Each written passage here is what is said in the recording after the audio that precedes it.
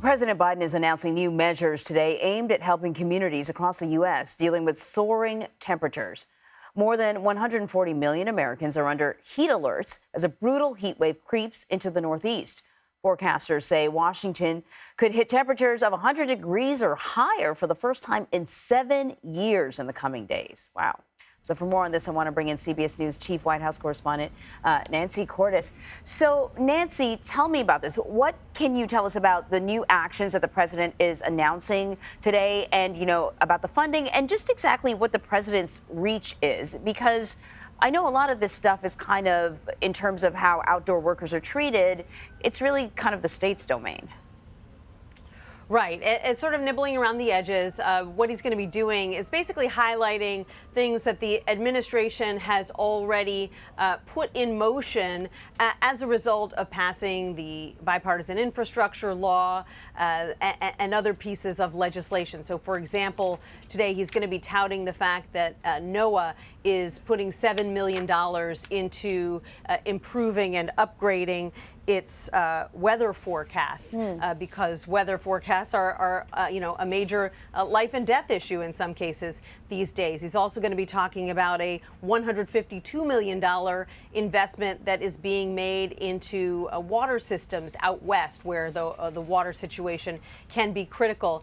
One interesting thing he's going to be talking about today is the fact that he has directed the Labor Department to issue a hazard alert and along with it, basically educating the workforce about rights that they have when it comes to heat, when it comes to conditions where it might be unbearable to work outside. A lot of workers don't necessarily know that they have those rights, and so he is urging the Labor Department, as we see records being broken from coast to coast, to inform people that they do have the right to speak up when they feel that conditions they're being put in are unsafe. And of course, these conditions we are seeing all across the globe. Another country that's dealing with this incredible record-breaking heat is Italy.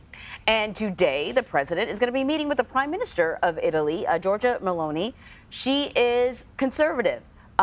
She has, part of her sort of policies have been, I'm going to say anti-migrant, but definitely a very conservative bent when it comes to migrants coming into Europe. What are these two going to be talking about? What do they have in common? Where do they have some differences? And is the president facing, a little bit of criticism for hosting what many call a far-right leader? It's certainly an interesting about-face for a president who was pretty critical when she was elected. He said it was evidence of a far-right lurch in Italy, and she certainly has made controversial statements about migrants, and some of her domestic policies are still of concern to this administration, particularly when it comes to some of the anti-gay policies in Italy, blocking gay couples from adopting and that kind of thing. But White House officials say that actually the president and the prime minister have found a lot of common ground on international issues, and that's really going to be their focus today. She's been very strong, they say, when it comes to supporting Ukraine. She and President Biden see eye to eye when it comes to China and to Russia. And so those are the things they say that these two leaders are going to be tackling. And they say that actually the two have a pretty good working relationship. So it appears that they're able to set some of these political differences aside, domestic policy issues aside, and focus on the areas where they have agreement.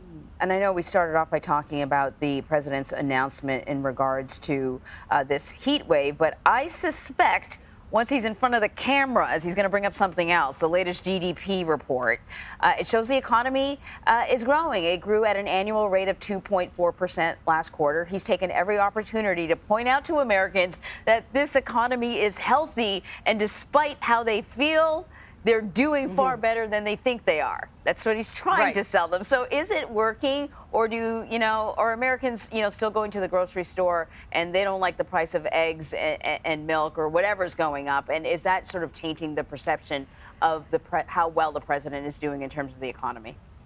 I think that this is viewed as a long-term strategy by this White House to to basically own the economy and call it Bidenomics in a bid to convince people that they are better off than they think they are based on consumer surveys, and also that the president is responsible for some of the improvements in the economy. But they know that people's opinions aren't going to change overnight. They know that the polling has been pretty stubborn on this issue, so it may take time to change people's minds. And they know that inflation is still higher than they'd like it to be. It has come down to about 3%, but that has happened before, and then inflation has inched back up. So they'd really like to see it closer to 2% across the board, particularly before America goes to the voting booth next year. Right, of course.